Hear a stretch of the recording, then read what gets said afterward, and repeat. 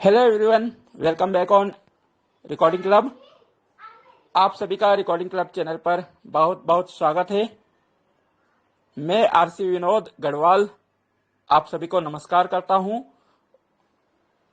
साथियों, आज तारीख है 23 अक्टूबर 2020, दिन है शुक्रवार, और प्रति शुक्रवार का दिन होता है रिकॉर्डिंग क्लब में the story of recording club का।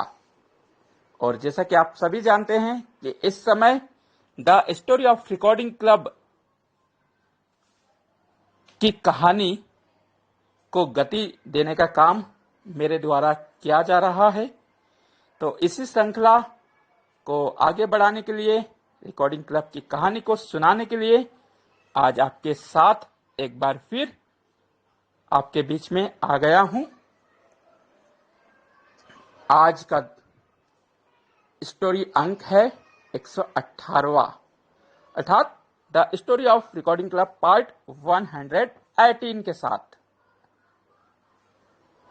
साथियों, आज रिकॉर्डिंग क्लब यदि आपको कहानी सुनाने में सक्षम है, रिकॉर्डिंग क्लब आपको आगे बढ़ाने में सक्षम है, रिकॉर्डिंग क्लब आपका सर्वांगीण विकास करने हेतु कृत संकल्प है, तो उसका एकमात्र कारण आप सभी का स्नेह, प्यार, दुलार, सहयोग, आशीर्वाद है। हम उम्मीद करते हैं कि आपका स्नेह, प्यार, दुलार, सहयोग, आशीष रिकॉर्डिंग क्लब पर यूं ही बना रहेगा और बरसता भी रहेगा। जो साथी किन्हीं कारणवश रिकॉर्डिंग क्लब को अपना सहयोग नहीं दे पाते हैं, उन सभी साथियों से गुजारिश है कि वे रिकॉर्डिंग क्लब को अप्रत्यक्ष रूप से अपना सहयोग करें। इसके लिए आपको ज्यादा कुछ नहीं करना है, केवल आपको इतना भर करना है कि जब भी आप रिकॉर्डिंग क्लब के यूट्यूब चैनल पर कोई भी सामग्री सुने, चाहे आप मन की आंखों से कार्यक्रम को सुने या हम राही कार्यक्रम को सुने, इंग्लिश कोचिंग क्लासेस को सुने या the story of recording club को सुने, चाहे आप टेक्नोलॉजी वाले सेशन को सुने या फिर आप रिकॉर्डिंग क्लब के आरसी डायलॉग को सुने या फिर आरसी टेकटॉक को सुने या अन्य कोई भी सामग्री जो कि आप रिकॉर्डिंग क्लब के यूट्यूब चैनल पर सुन रहे हैं, और आपके सुनने के दौरान किसी भी प्रकार का यदि ऐड आता है, विज्ञापन आता है, तो प्लीज आप उसे स्किप बिल्कुल भी ना करें। उस विज्ञापन को सुनने हेतु अपना कुछ समय दें और आपका यह अमूल्य समय रिकॉर्डिंग क्लब को आपका सहयोग ही माना जाएगा। अतः सभी साथियों से विनम्रता पूर्वक गुजारिश है कि YouTube पर आने वाले किसी भी ऐड या विज्ञापन को वो बिल्कुल भी स्किप ना करें, उसे धैर्य पूर्वक सुने और फिर अपनी पाठ्य सामग्री को भी कंटिन्यू करें। वीडियो पसंद आ रहे हो तो उसे अधिक से अधिक लाइक करें, शेयर करें, कमेंट भी करें, और यदि चैनल सब्सक्राइब नहीं किया है तो प्लीज इसी समय झटपट चैनल को सब्सक्राइब करें, बेल आइकन का बटन दबा दें ताकि आपको नए नए वीडियो अपलोड होने का नोटिफिकेशन मिल सके।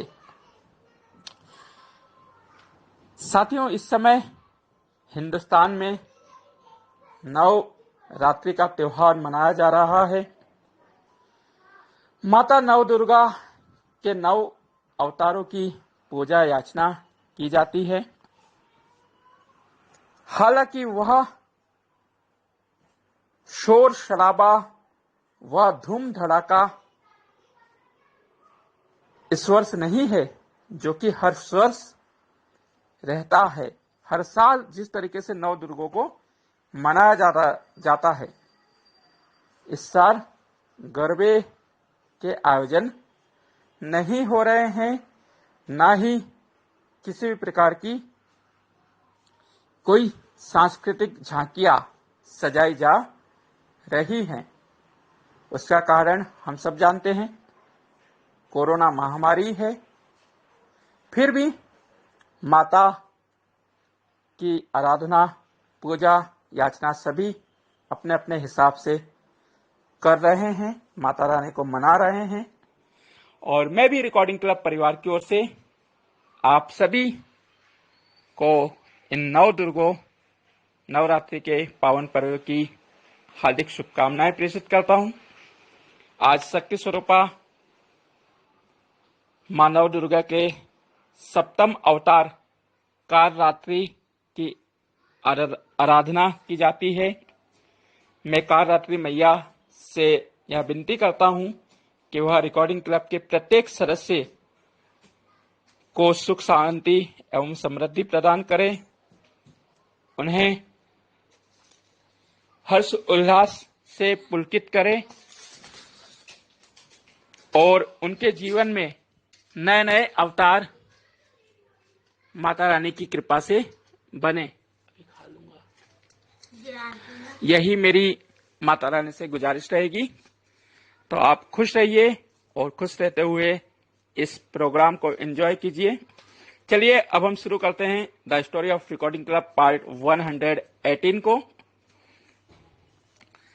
साथियों, पिछले सप्ताह जब मैंने कहानी खत्म की थी तो मैंने आपको बताया था कि कैसे मैं रिकॉर्डिंग क्लब से जुड़ा था और प्रारंभिक समय में ही मैंने रिकॉर्डिंग क्लब में कुछ प्रश्न पूछे थे और प्रश्न मेरे दृष्टिकोण से बहुत जायज थे। मैं जानना चाहता था कि रिकॉर्डिंग क्लब कैसे काम करता है, इसकी आय के क्या साधन हैं, यह कैसे अपना खर्चा चलाता होगा, जिसको लेकर समूह के वरिष्ठ साथी नाराज भी हुए थे। और एक साथी ने मुझको यहां तक कहा था कि आपको होते कौन हो पूछने वाले, आपको क्या लेना देना है कि रिकॉर्डिंग क्लब कैसे काम करता है या उसके क्या साधन हैं। कहते हैं साथियों कि जो तीर कमान से छूट जाता है वह वापस नहीं आता है, और उसी प्रकार से आपके मुंह से जो शब्द निकल गए हैं वे वापस नहीं आते। तो मैं तो प्रश्न पूछ चुका था, मेरे मुंह से शब्द निकल चुके थे, गुस्ताखी मेरे से हो चुकी थी, दुस्साहस मैं कर चुका था, किंतु वे साथी काफी नाराज हुए। और वे साथी थे आदरणीय श्री राम प्रसाद शर्मा जी, जो कि भीलवाड़ा राजस्थान से हैं। वे काफी नाराज रहे मेरे इस प्रश्न से। हालांकि मैंने कहा कि मेरा कोई और उद्देश्य नहीं है, केवल मैं एक जिज्ञासावश यह सब पूछ रहा हूं। और यदि किसी प्रकार का कोई गलत प्रश्न मैंने पूछा है तो आप इसका जवाब ना दें। संदीप जी से भी मैंने कहा, तो संदीप जी ने कहा नहीं, प्रश्न में पूछ सकता है कोई भी साथी रिकॉर्डिंग क्लब के बारे में, रिकॉर्डिंग क्लब कैसे काम करता है, क्या काम करता है। इसके कुछ दिन बाद संदीप जी ने मुझे विस्तृत विवरण भी दिया और बताया कि कैसे रिकॉर्डिंग क्लब काम करता है, उसके आय के क्या साधन हैं। संदीप जी के विवरण को सुनने के पश्चात फिर मैंने समूह के साथियों से गुजारिश की कि वे कम से कम प्रति माह, ज्यादा नहीं तो 25 रुपए रिकॉर्डिंग क्लब को जरूर सहयोग करें। 1 रुपया भी नहीं मांगा था मैंने, मात्र 84 83 पैसे प्रतिदिन मैंने अपेक्षा की थी, किंतु दुर्भाग्य रहा साथियों कि जितनी मुझे जानकारी मिली कि 9 या 10 साथी ही इस सहयोग को देने के लिए भी आगे आए हैं। तो बहुत जान के धक्का लगा। हालांकि मैंने मेरी तरफ से कोशिश की कि कुछ साथियों से मैं बात करूं। इसी दौरान रिकॉर्डिंग क्लब के प्रथम दृष्टिबाधित सशक्तिकरण सम्मेलन की घोषणा भी हो चुकी थी आदरणीय सूर्य प्रकाश शर्मा सर द्वारा, और तय हुआ था कि पहला दृष्टिबाधित सशक्तिकरण ब्रह्म नगरी पुष्कर में 26-27 फरवरी 2017 को आयोजित होगा। इसके बाद संदीप जी के काफी मेरे पास फोन आए कि आप कन्वेंशन में आइए और भी साथियों को लाइए और जानिए कि रिकॉर्डिंग अजमेर कैसे काम करता है। हमारा यह पहला प्रयास है और आप सभी के सहयोग से इसे पूरा करना चाहते हैं। तो मैंने संदीप जी से कहा कि संदीप भाई आप अदरवाइज मत लीजिएगा, मगर मुझे थोड़ा सा भय लग रहा है, मैं भयभीत हूं वहां पर आने में। संदीप जी ने बोला क्यों, ऐसा क्या हुआ? मैंने कहा कि मेरे प्रश्नों से जो समूह का वातावरण निर्मित हुआ है उससे मैं दुखी हूं और मुझे भय है कि यदि मैं वहां पर आता हूं तो मेरे साथ कोई दुर्घटना घट सकती है। संदीप जी बोले यार विनोद जी आप कैसी बातें कर रहे हैं, ऐसा कैसे होगा? मैंने बोला नहीं संदीप भाई, हो सकता है, कुछ भी हो सकता है। मेरे अजमेर में या रिकॉर्डिंग क्लब में या राजस्थान में किसी को भी नहीं जानता हूं और मैं वहां पर आया और हो सकता है मेरे द्वारा पूछे गए प्रश्नों को लेकर जिस प्रकार से एक गहमा गहमी मची ग्रुप में, इससे मुझको लगता है कि मेरे साथ कुछ भी हो सकता है और मैं वहां पर किसी को जानता नहीं हूं। संदीप जी ने बोला कि नहीं विनोद जी ऐसा कुछ भी नहीं होगा, हम सब हैं। यदि आप ये सोच के नहीं आ रहे हैं तो आप इस बात से निश्चिंत रहिए, हम सब हैं यहाँ पर और ऐसा कुछ भी नहीं होगा। मैंने कहा ठीक है संदीप जी, मैं सोचता हूं। फिर संदीप भाई का 1-2 दिन बाद फोन आया, मैंने वापस वही बात कही उनको। संदीप जी बोले विनोद जी थोड़ा सा हम पर भरोसा करो, विश्वास करो और आप आइए। मैंने कहा ठीक है मैं आता हूं। फिर मैंने कुछ लोगों से बात भी की, ज्यादा लोग तो नहीं, कुछ लोग उस समय मेरे साथ गए। उनमें से कुछ साथियों को आप जानते भी हैं। तो साथियों जिस दिन जाना था उस दिन महाशिवरात्रि का दिन था और शिवरात्रि के दूसरे दिन ही वहां पर कन्वेंशन प्रारंभ हो रहा था। तो शिवरात्रि का प्रोग्राम हम इंदौर में बहुत धूमधाम से मनाते हैं और जो फेडरेशन है राष्ट्रीय रेजिस्टेंस संघ, उसकी स्थापना दिवस हम शिवरात्रि के रोज मनाते हैं। तो बहरहाल वह कार्यक्रम दिन का था और 6 बजे हमारे यहाँ से इंदौर अजमेर गाड़ी चलती है। तो इंदौर से हम 4 लोग गए इस ट्रेन में।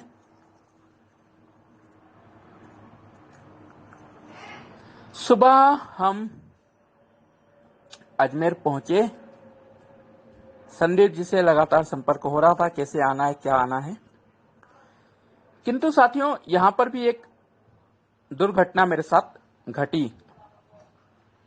इंदौर से हम 4 साथी गए थे और वही ट्रेन भोपाल से भी आती है और उज्जैन में इंदौर और भोपाल की गाड़ी दोनों एक होकर फिर अजमेर जयपुर के लिए जाती है। तो भोपाल से भी मेरे एक वरिष्ठ साथी आए उसी ट्रेन में, उनसे संपर्क भी हो गया कोच में जाके और यह तय हुआ कि अजमेर रेलवे स्टेशन पर उतर के हम सब साथ में जाएंगे। और इतनी बातों के बाद हम सब रात्रि विश्राम हमने ट्रेन में किया। जब सुबह अजमेर स्टेशन पर पहुंची तो उन साथियों का मोबाइल नंबर स्विच ऑफ हो गया, बंद बता रहा था। अब ऐसे में मैं काफी परेशान रहा क्योंकि मेरे कहने से भी वे आए थे और बहुत दिक्कतें मुझे हुई। तो कौन थे वे साथी? क्या वे कन्वेंशन में पहुंचे? और पहुंचे तो कैसे पहुंचे? और मैं कैसे पहुंचा उनको? क्या साथ में ले जाकर पहुंचा या फिर मैं अकेले ही कन्वेंशन स्थल पर पहुंचा? ये बातें होंगी, मगर पार्ट 119 में आप थोड़ा सा इंतजार करिए कि अब कहानी में नए नए रोचक रोचक तथ्य भी आने वाले हैं। तो साथियों, आज की स्टोरी इतनी ही। जाते जाते आप सभी से एक अपील, कोविड-19 का प्रकोप से बचने के लिए सावधानी ही बहुत जरूरी है। जब तक दवाई नहीं तब तक ढिलाई नहीं। एसएमएस का पालन करें, सामाजिक दूरी जरूरी, हाथ धोना भी जरूरी, मास्क पहने और मास्क पहनने के लिए प्रेरित करें। खुश रहें, खुश रखिए। इन्हीं शुभकामनाओं सहित आप सभी से विदा चाहूंगा। धन्यवाद। जय हिंद, जय भारत। Send but